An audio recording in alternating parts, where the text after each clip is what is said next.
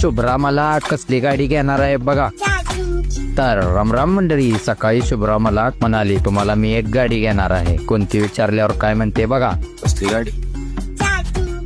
नको मला चार्जिंगची गाडी. आणि तिला किती आजी आहेत आणि कोण कोण आहेत त्यांची पण नावं सांगते बघा. आपल्याला लय आजी आहेत ना, गीताजी, ही आपली आजी आणि ही अक्का. आणि आज आपल्या गँगस्टर ग्रुप मधल्या छोट्या मेंबर समर्थचा वाढदिवस होता. त्याला शुभेच्छा द्यायला गेलो पण तो पळूनच गेला. शुभ्राला शाळेतून आणताना म्हणालो मला राखी बांधणार कोणच नाही. तेव्हा तिचे उत्तर ऐका. तू बांधणार का?